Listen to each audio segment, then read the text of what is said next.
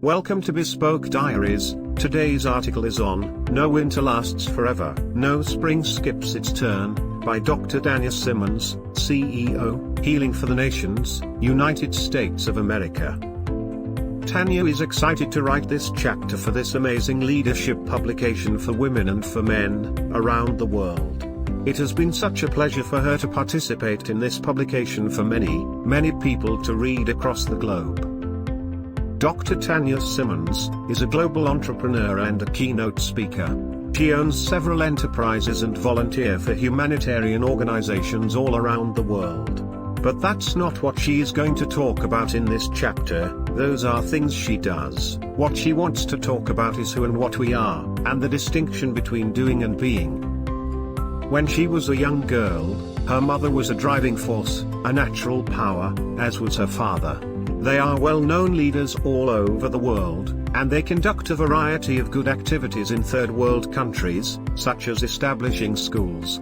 But she recalled being the center of attention in her family when she was a little kid. Some of the things that her parents would teach her and talk to her about were obvious to everyone in her family. A principle to live by. Obviously, one of those principles would be the development of character, which was always taught to her from a young age, both by her mother and by her father. Tania's father would always tell her, "Tania, you should never just try to do something, rather you should always get the thing done and do it." And that was one statement that has just pulsated within her as a young child. You never try to do something, you do it. That message was quite clear to her when she was a child. Another message that was evident to her at a young age was that hard work always pays dividends. You will reap the benefits of your diligence if you are diligent. As a small kid, she witnessed her father being told by everyone that he would be nothing. He tried drugs when he was in high school. He was a leader of a high school band. A leading band, and then his best friend died. And his world evolved and changed. He then became a pastor, and his entire life was turned upside down. When he realized what true faith is, at that point, he met Tania's mother, and it was true love, of course, and they fell in love and had her within that union. And from there, he progressed to the highest levels of education in the United States and abroad.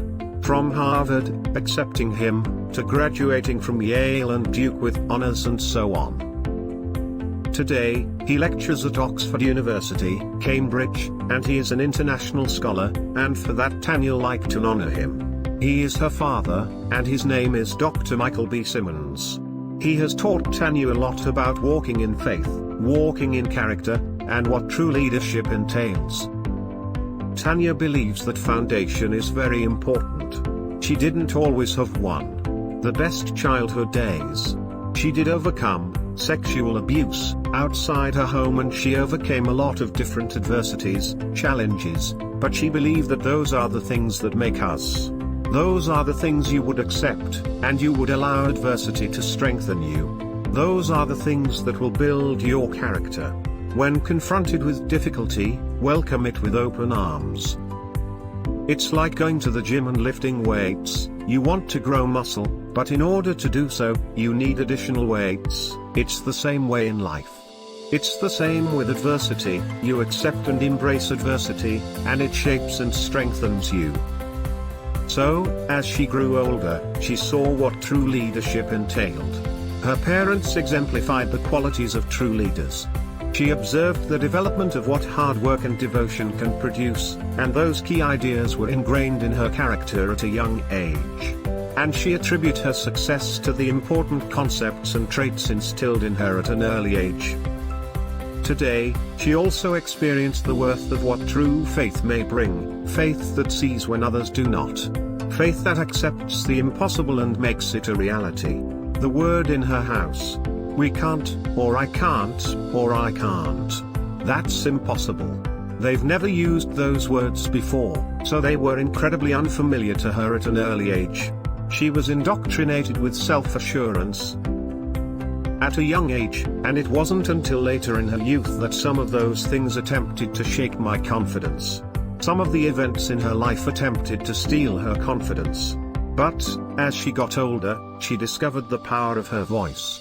When these things happen at a young age, she would say, it made her feel powerless and took away the strength of her voice.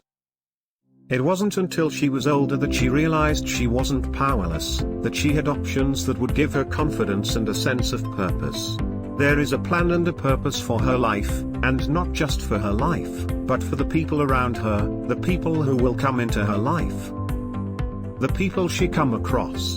As a result, her voice was so important because what happened to her isn't just for her, it's for others as well. And it's for her to be able to give back, speak into, and empower individuals around her, to urge them to be their best, to reach their highest level of potential, and to truly feel empowered about who they are and what they can become. This is what she means by purpose. Another key principle is resolution or being resolute. Having a fortitude of knowing who you are, where you come from, who you are, was instilled in her at a very young age. Although those things were tried, her identity was challenged throughout her adolescence. Knowing who you are is very important. Your identity does not emerge, rather, people might derive their identity from what they do. And when people lose their job, or there is no longer a thriving business, or when there are difficulties, or when you must be flexible or adaptable, their identity is questioned. But when you come into a fool, knowing that your identity is not based on what you do, but on who you are, then, that is, make sure you're resolute and have a strong foundation within yourself, to be able to overcome just about anything. Resilience is another important quality that she developed at an early age, since she recalled our family moving all over the world. And she would do so because her father was a scholar who attended these high-level Ivy League schools and institutes for his further studies. That would imply that she would be constantly encountering new individuals, whether in new classrooms, new professors, or new pupils. At a young age, she was always meeting new people. Looking back, she believed it instilled in her an extrovert personality. Even now, she enjoys meeting new individuals. She loved connecting with new people. There were, however, some difficulties that arose as a result of this.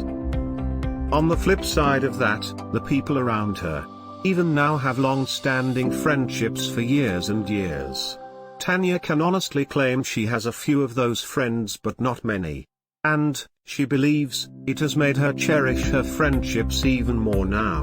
As a result, she cherishes her connection above all, and she feels that in business, it is very important to make sure that you are very astute to other people's needs, that you have an ear of empathy when you are paying attention to others. And because trust is essential for developing strong relationships. Consistency of character is key when you are building relationships, whether personal or professional. People need to see what you bring to the table and who you are. We show people who we are via our daily actions. What they experience from us and how we make them feel. People remember how we treat them and how they feel within our presence. One of her key aims is to make others around her to feel loved, secure, and cared for. That is really significant to her, in her opinion. For her, that gives her purpose to know that she loves people well. And they experience that love on a high level. For her it is very much purpose-driven. She is very intentional in her everyday decision-making. She thinks in your family or in your friendships or in your business relationships. It's very important to make sure people understand that they're your friend first. That they are well cared for, secure, and that you can rely on them. To her, this is true relationship building, which aids in the organic growth of your business. The bottom line is to care for people and ensure that you treat people very well. People matter, you matter. Her life has not always been easy. However, it has been extremely rewarding. She would not change it for anything, because it's made her who she is today. Overcoming sexual abuse at a young age, psychological abuse in different relationships, emotional trauma and losing her first husband and becoming a single mother of 2 at the age of 22 have all catapulted her in different ways. As she has followed the process and allowed it to shape her from the inside out. One point she would want to emphasize in this chapter is that you are never a victim. You are a victoire, and you have been summoned to victory. Every day of your life, there is more waiting for you than you realize. And that you serve a significant purpose. Set no boundaries for yourself, trust in yourself, and the sky is the limit. Some things are taught, while others are caught. These traits were instilled in her as a young child in her household, and she would like to thank her parents for instilling them in her at such a young age. These key elements of character development have carried her through her life. She hopes these things are encouraging as one reads them. In this chapter, be true to who you are. Know who you are. And never settle for less than what you deserve. Instead, operate from the core of who you are, enjoy every day with the fullness of life that you've been given, and move forward with utter assurance, knowing that your greatest days are ahead of you.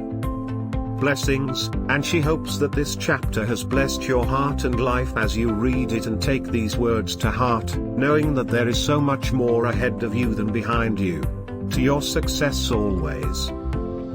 Thank you for your time. Don't forget to like, subscribe and share. Do leave your thoughts in the comments section below. For similar type of article, please reach us at contact@thebespokediaries.com, or you can visit our website www.thebespokediaries.com.